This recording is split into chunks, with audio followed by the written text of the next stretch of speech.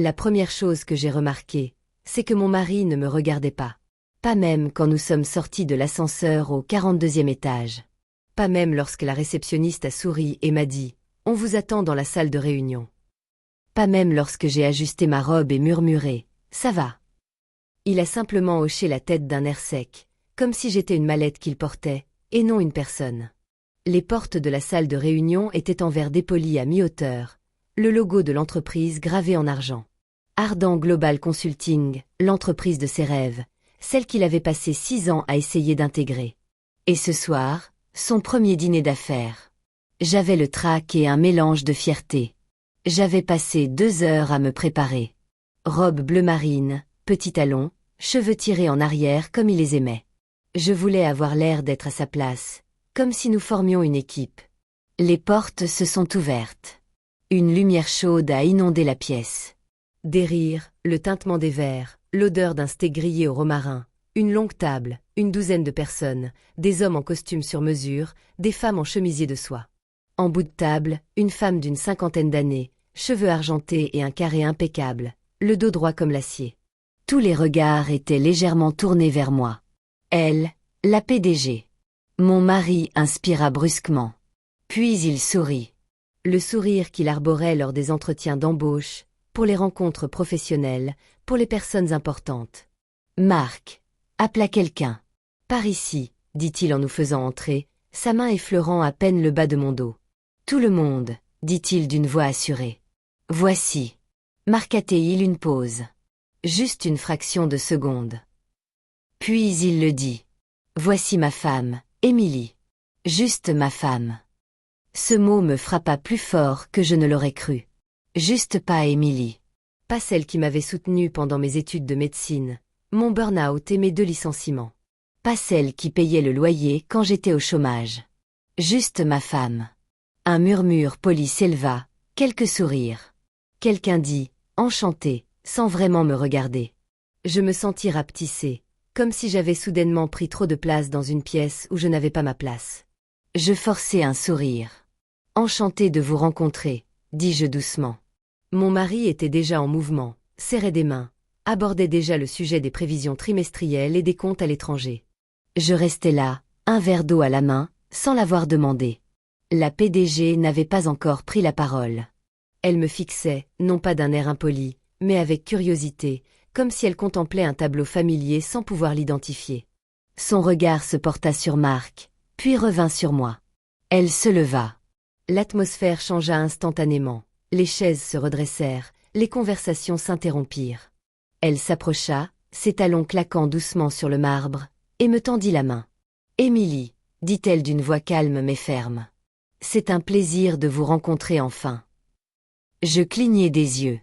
« Merci. » Elle se tourna vers mon mari. « Marc, » dit-elle, « vous avez oublié quelque chose. » Il rit nerveusement. « Ah bon ? » « Oui. » Elle sourit. « Vous avez oublié de mentionner que c'est grâce à votre femme que vous êtes assis à cette table. » Un silence de mort s'abattit sur la pièce. J'avais l'impression que tous les regards se tournaient vers moi. Le sourire de Marc se figea.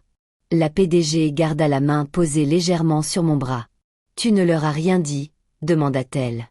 Il resta bouche bée. Je ne pensais pas que c'était pertinent. Elle haussa un sourcil. « Oh, je pense que c'est extrêmement pertinent. » Mon cœur se mit à battre la chamade. Que se passait-il? Elle se tourna vers la table. « Tout le monde, permettez-moi de vous présenter Émilie Carter, ancienne consultante juridique chez Ardent Global, celle qui a conçu notre cadre de conformité au risque il y a 5 ans. Ce même cadre qui a sauvé notre entreprise d'un recours collectif et d'une amende de 70 millions de dollars. » J'eus l'impression que l'air s'était raréfié. Quelqu'un murmura. « Attends, quoi ?» Marc me regarda. Il me regarda vraiment pour la première fois de la soirée. J'eus le vertige. La PDG me sourit de nouveau et ajouta nonchalamment. « Mon ancienne protégée. » Le silence s'épaissit. Je restai muette. J'avais la gorge serrée. Marc était devenu livide. « Quoi? De quoi parlez-vous ?» demanda-t-il en riant trop fort. Émilie travaillait dans le service juridique il y a des années, mais la PDG se tourna lentement vers lui. Marc, dit-elle d'un ton poli mais ferme. Votre femme ne travaillait pas seulement dans le service juridique. Elle a mis en place la moitié de la structure de conformité interne que vous utilisez aujourd'hui. Vous savez, celle sur laquelle repose tout votre département. Je fixai la table, les verres, les serviettes en lin, mes mains tremblantes. Je n'avais rien prévu. Pas ce soir. Jamais. J'avais quitté Ardan il y a 5 ans. Discrètement, sans drame, sans pot de départ. Après que Marc eut reçu son offre d'emploi, il me l'avait demandé. Il avait dit, il vaut mieux qu'un seul de nous deux y travaille. Pas de conflit d'intérêts. Je l'avais cru. La PDG balaya la salle du regard. Émilie a quitté l'entreprise pour soutenir la carrière de son mari, dit-elle, et j'ai respecté son choix, mais je ne l'ai jamais oublié. Elle me serra doucement le bras. Apparemment, lui, si. Marc finit par trouver la parole. Écoutez, tout cela n'est qu'un malentendu, dit-il. Émilie ne voulait plus être impliquée dans l'entreprise. Elle a choisi de reculer. J'ai senti quelque chose se briser en moi. Je n'avais pas choisi. J'avais fait un sacrifice. Il y avait une différence. Mais je n'ai rien dit. Pas encore. La PDG l'a longuement observé. Puis elle a demandé, c'est ce que vous leur avez dit. À qui? L'atmosphère était pesante, lourde, comme si une tempête approchait. Marc a ri de nouveau, mais son rire sonnait étrange. Je viens de faire sa connaissance. Ce dîner est professionnel. Inutile d'évoquer notre vie privée. La PDG a hoché lentement la tête. Intéressant. Elle s'est tournée vers moi. Émilie, accepteriez-vous de vous asseoir à la place d'honneur? Marc s'est tourné brusquement vers elle. En réalité, j'espérais qu'Émilie puisse s'asseoir avec moi. La PDG ne l'a même pas regardée. Elle a simplement soutenu mon regard. Son expression disait, c'est votre moment. Saisissez-le. J'ai hésité. Puis j'ai acquiescé. J'ai dépassé Marc, puis les personnes qui, soudain, me regardaient différemment. Je me suis assise à côté de la PDG. La chaise me paraissait plus lourde que toutes celles que j'avais occupées auparavant. Marc s'assit 2 places plus loin, pas à côté de moi, comme s'il avait perdu le contrôle. La PDG leva son verre. À Émilie, dit-elle, pour nous avoir rappelé que les titres ne définissent pas la valeur et que parfois, les personnes les plus influentes sont celles que personne ne prend la peine de présenter. Quelques personnes levèrent leurs verres. Lentement, incertaine, je ne pus détacher mon regard de Marc. Il évitait le mien. Le dîner continua, mais l'atmosphère était pesante. On commença à me poser des questions, de vraies questions. Alors, Émilie, tu travailles toujours dans le conseil? C'est vraiment toi qui as conçu l'algorithme de conformité? Pourquoi as-tu quitté Ardan? Je répondis poliment, mais de façon vague. Marc resta silencieux. Il tripotait son pieu comme si cela l'avait offensé personnellement. Je me souvins de la nuit où je lui avais annoncé que j'avais décroché une promotion chez Ardan, directrice de la stratégie juridique, un salaire à 6 chiffres, des options d'achat d'actions. Il était allongé sur le canapé, les yeux rivés sur les offres d'emploi sur son téléphone. Il n'avait même pas levé les yeux. « C'est super », avait-il dit. « Mais si je suis embauché chez Ardan, ça risque de faire bizarre si on y est tous les deux très haut placés. » J'ai ri. « Que voulez-vous dire » a-t-il dit. « Je veux dire, il vaut mieux que l'un de nous reste en coulisses. » En coulisses. Comme si j'étais machiniste dans ma propre vie. La PDG s'est penchée vers moi. « Lui avez-vous parlé de l'offre du conseil d'administration » a-t-elle demandé doucement. Mon cœur a fait un bond. « Non » ai-je répondu. Elle a froncé les sourcils. « Il voulait que vous reveniez l'année dernière comme vice-présidente. » J'ai cligné des yeux. « Ah bon ?» Elle a hoché la tête. « Marc nous a dit que vous n'étiez pas intéressé. » Je me suis lentement tournée vers mon mari. Il fixait son assiette, sans manger, sans respirer. « Quoi » ai-je murmuré. Le regard de la PDG s'est durci. Il a dit, vous vous concentriez sur le fait d'être une épouse présente. Ce sont ses mots, pas les miens. J'ai eu l'impression que ma poitrine s'écrasait. Je l'ai regardé. Marc, est-ce vrai? Il a dégluti. Émilie, ce n'est pas le moment. Est-ce vrai? J'ai demandé, sa mâchoire s'est crispée. Je ne voulais pas que tu te sentes sous pression. Sous la pression d'une carrière que j'adorais, d'une entreprise que j'avais contribué à bâtir, d'une vie que j'avais sacrifiée pour lui, je me sentais bête. Tellement bête. La PDG se laissa aller dans son fauteuil. Eh bien, dit-elle calmement, c'est gênant. Personne ne rit. Marc finit par me regarder. Son regard était suppliant. Émilie, tu sais, j'apprécie tout ce que tu as fait. Mais ce dîner est important pour moi. Je ne voulais pas que ça se transforme en une sorte de compétition. Une compétition de CV? Je le fixais. 6 ans de mariage et c'est ce qu'il pensait que je faisais. De la compétition, pas du soutien, pas des sacrifices, de la compétition. La PDG posa sa serviette. Marc, dit-elle, tu as présenté ta femme comme simplement ta femme, mais de mon point de vue, c'est la personne la plus qualifiée ici. Marc rit nerveusement. C'est un peu exagéré. Vraiment? Demanda-t-elle. Parce que, d'après nos dossiers, Émilie a approuvé toutes les décisions importantes de conformité prises par cette entreprise entre 2018 et 2021, y compris celui qui a permis de sauver le budget de votre département le trimestre dernier.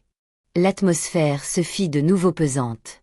Les regards se tournèrent vers Marc, puis vers moi, puis de nouveau vers Marc. Quelqu'un murmura. « Attendez, c'était pas l'audit Phoenix. » La PDG acquiesça. Oui, Émilie l'a conçu. J'étais complètement déboussolée. Je n'étais au courant de rien. J'étais tellement déconnectée, tellement concentrée sur la carrière de Marc, sur mon rôle de bonne épouse. La PDG se releva. « Émilie, dit-elle, envisageriez-vous de revenir chez Ardent?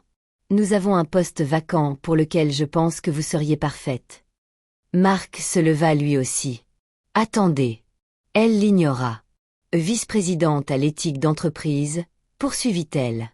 Entièrement autonome, sous ma responsabilité directe. » Un murmure parcourut la table. Vice-présidente directement rattachée à la PDG. Marc avait l'air d'avoir reçu un coup de poing. « Émilie, nous devrions en parler en privé, dit-il rapidement. C'est une décision importante pour nous. Pour nous maintenant. » Je l'ai regardé, j'ai vraiment regardé cet homme qui m'appelait simplement sa femme, qui me cachait des offres d'emploi, qui me présentait comme si j'étais une simple note de bas de page dans sa vie. Et pour la première fois en 6 ans, j'ai ressenti quelque chose de nouveau. Ni amour, ni colère, juste de la lucidité. Je me suis retournée vers le PDG. J'aimerais en savoir plus sur le poste, ai-je dit. La main de Marc a saisi mon poignet sous la table.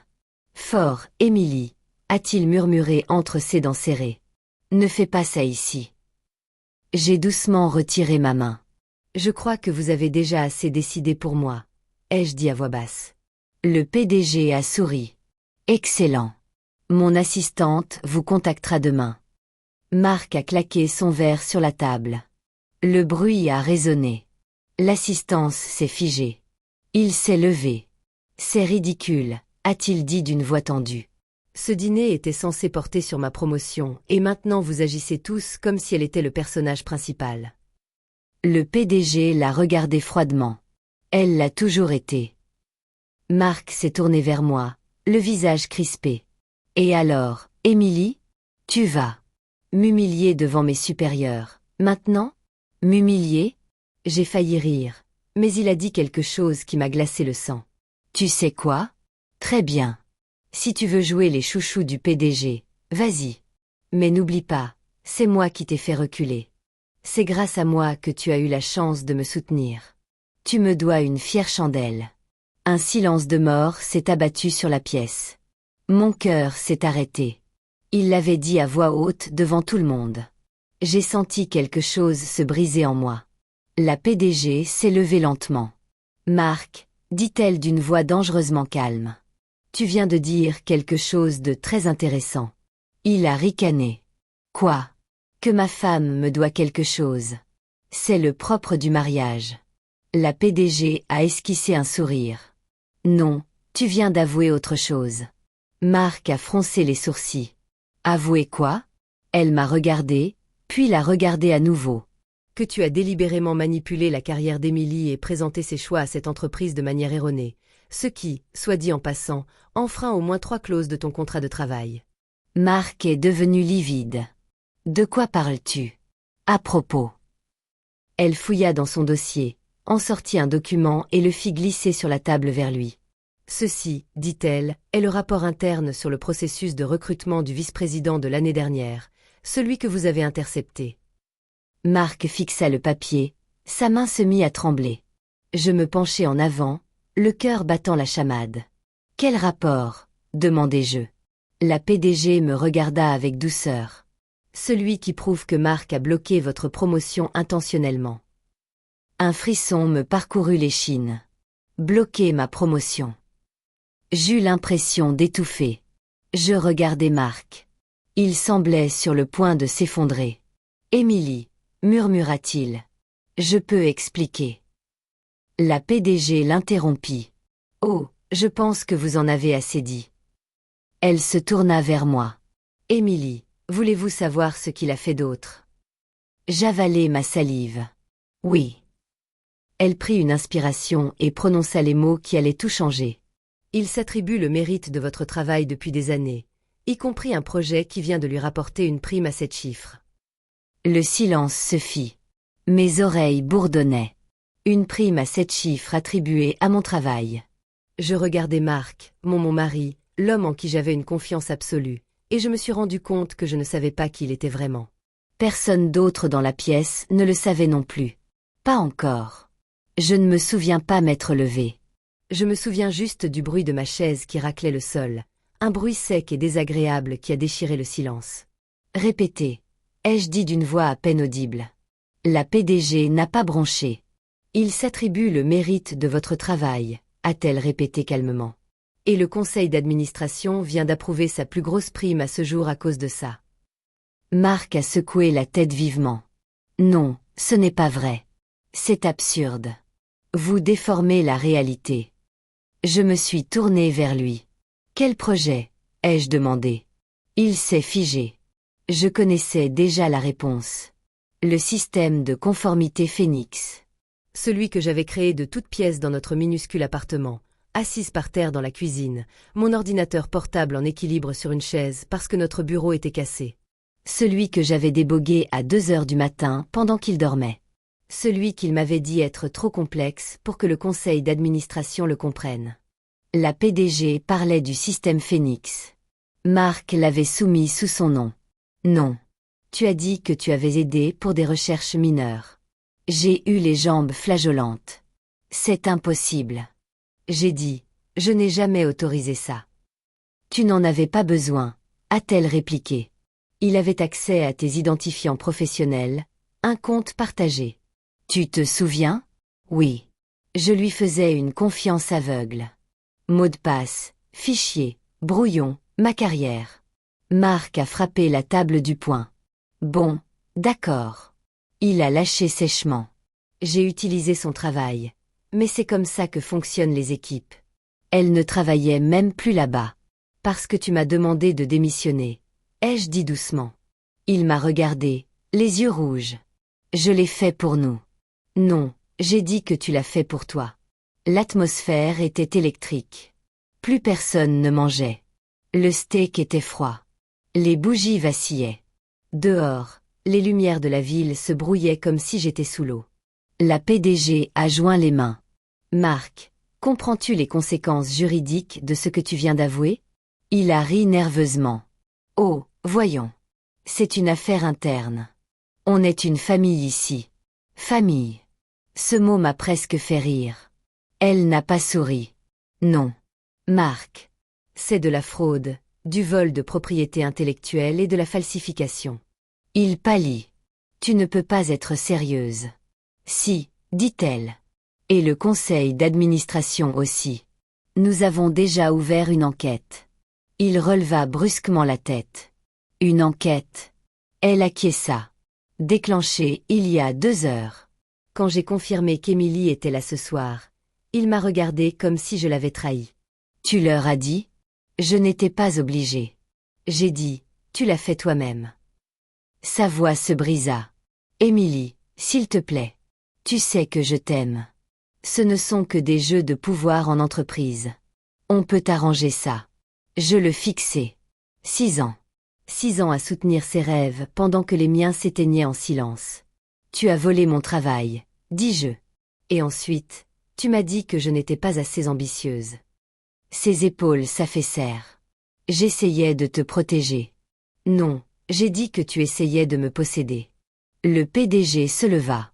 Marc, les RH te contacteront demain. Pour l'instant, je te suggère de partir. Il rit de nouveau, hystérique. Vous me licenciez pour ça? Elle le regarda froidement. Non, je vous suce pas en attendant une enquête approfondie. Mais compte tenu des éléments de preuve, un licenciement est probable. Le mot planait dans l'air. Licenciement. Marc jeta un coup d'œil autour de la table aux personnes qui lui souriaient autrefois. Maintenant, elles évitaient son regard. Il se tourna vers moi. Tu vas vraiment laisser faire ça? Je me sentis calme. Étrangement calme. Tu l'as déjà fait. Je dis, je te donne juste des nouvelles. Il resta là un instant. Puis il prit son manteau. Sans me regarder. Sans dire au revoir. Il sortit, tout simplement. Les portes vitrées se refermèrent derrière lui avec un léger clic. Et voilà, mon mariage s'est terminé dans une salle de réunion. Le lendemain matin, j'étais assise seule dans notre appartement, celui-là même que j'avais autrefois appelé notre rêve. La lumière du soleil filtrait à travers les stores. La poussière flottait dans l'air. Le côté du lit de Marc était intact.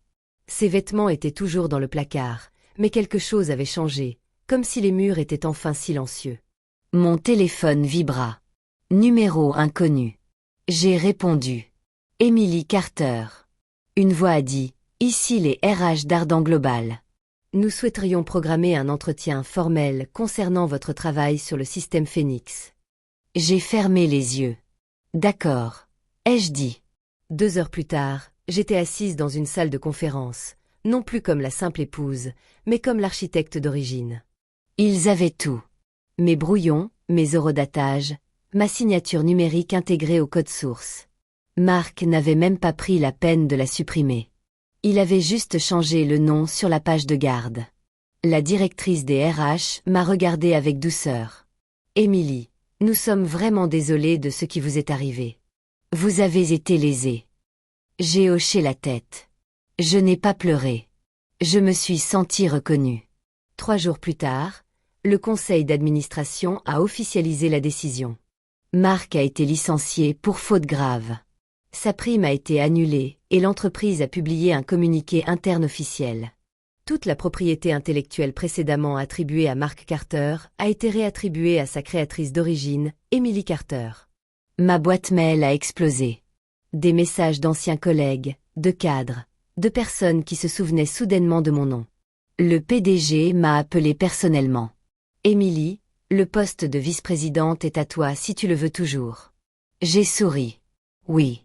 Marc a essayé de m'appeler ce soir-là. Je n'ai pas répondu. Il m'a envoyé un SMS. Il faut qu'on parle. S'il te plaît. Je n'ai pas répondu. Il s'est présenté à l'appartement. Je l'ai observé par le Judas. Costume froissé, cheveux en bataille. L'homme qui se prenait autrefois pour le maître du monde. Maintenant, il n'arrivait même plus à franchir ma porte. Je l'ai ouverte. « Que veux-tu » ai-je demandé. Il m'a regardé comme si j'étais une étrangère. « Ils m'ont viré » a-t-il dit. « Je sais. Tu as ruiné ma carrière. » J'ai secoué la tête. « Tu l'as bâtie sur mon dos. » Il s'est approché. « Emily, on peut arranger ça. Tu peux leur dire que c'était un malentendu. On est mariés. Ce qui est à moi est à toi, non ? » J'ai ri. J'ai vraiment ri. Tu n'y croyais pas quand tu volais mon travail. Il a tendu la main vers moi. Je l'ai retirée. Tu m'appelais juste ta femme, ai-je dit. Mais tu as oublié quelque chose. Quoi ? J'étais toujours la raison de ta présence dans cette pièce. Ses yeux se remplirent de larmes. Je t'aimais. Je le croyais à sa manière. Mais l'amour sans respect n'est que manipulation. J'aimais celui que je croyais que tu étais, dis-je. Pas celui que tu es devenu. Il resta silencieux, puis murmura. Alors c'est tout. J'acquiesçai. C'est tout. Il partit et je fermai la porte. Pour la dernière fois. 6 mois plus tard, je retournai chez Ardent Global. Même immeuble, mêmes ascenseurs. Mais cette fois, tout le monde se leva à mon entrée dans la salle de réunion. La plaque sur la porte indiquait « Émilie Carter, vice-présidente de l'éthique d'entreprise ». Je portais un blazer noir, les cheveux lâchés, mes talons claquant sur le marbre. La PDG me sourit. « Bienvenue », dit-elle. Je m'assis en bout de table. Non pas parce qu'on m'y avait invité, mais parce que je l'avais mérité. Plus tard dans la journée, je reçus un courriel de Marc. Objet. Je suis désolé de ne pas l'avoir ouvert. Je l'ai supprimé parce que certaines excuses arrivent trop tard et que certaines leçons ne comptent que lorsqu'on a enfin pris conscience de sa valeur. Maintenant, quand on me demande qui je suis, je n'hésite plus. Je ne me dérobe plus. Je n'attends plus qu'on me présente. Je le dis moi-même. Je m'appelle Émilie Carter. Je suis la femme qui a bâti sa propre carrière et je ne serai plus jamais